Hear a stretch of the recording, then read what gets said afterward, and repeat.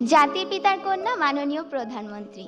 আমি Nusrat Jahan Maliha, Hazaribagh girls school and কলেজের অষ্টম শ্রেণীর শিক্ষার্থী।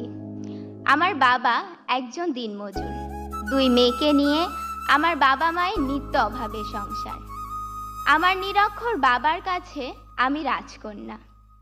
আমার মতো মালিহাদের পিতা যখন বলেন, তোর আর স্কুলে যাওয়ার দরকার নেই, কাল থেকে তোর মায়ের সাথে কাজে যাবি, তখন মনে হয় এটাই যেন আমাদের চিরকালের নিয়তি।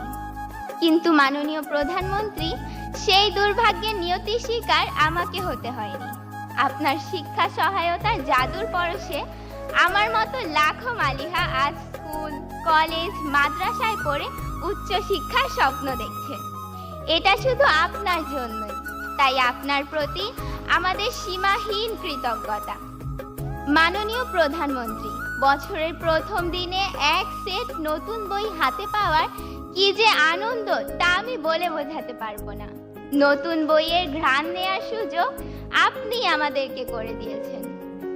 মাননীয় প্রধানমন্ত্রী, সর্বকালের সর্বশ্রেষ্ঠ বাঙালি, স্বাধীনতার মহান স্থপতি, বাংলাদেশের জাতির পিতা বঙ্গবন্ধু শেখ মুজিবুর রহমানকে দেখার সৌভাগ্য আমাদের হয়নি, কিন্তু বেহেশত হতে তিনি নিশ্চয়ই দেখছেন তার সুযোগ্য কন্যার কর্মকাণ্ড।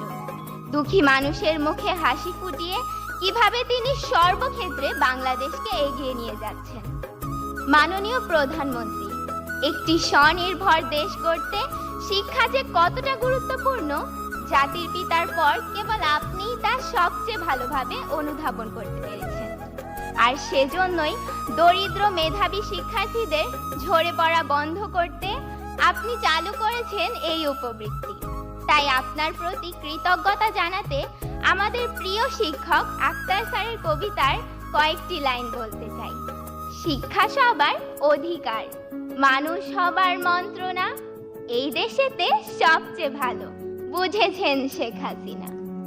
আপনি না বাড়ালে হাত, হারিয়ে যেতাম কোন অতলে, দুঃখের সাগর পাড়ি দিতে ভেসেই যেতাম বানের জলে। মাননীয় প্রধানমন্ত্রী, আপনি আমাদেরকে বানের জলে ভেসে যেতে দেননি, শক্ত হয়ে দাঁড়ানোর সুযোগ করে দিয়েছেন। মাননীয় প্রধানমন্ত্রী, এত কাছ থেকে আপনাকে দেখার আনন্দ আমি ভাষায় প্রকাশ করতে পারছি না। আপনার গভীর দেশপ্রেম আমাদের ক্ষুদ্র হৃদয়কেও আন্দোলিত করে। আপনাকে দেওয়ার মতো এই ক্ষুদ্র আমাদের কিছু নেই। আমরা 2 হাত তুলে মহান আল্লাহর কাছে আপনার সুস্বাস্থ্য ও দীর্ঘ জীবন কামনা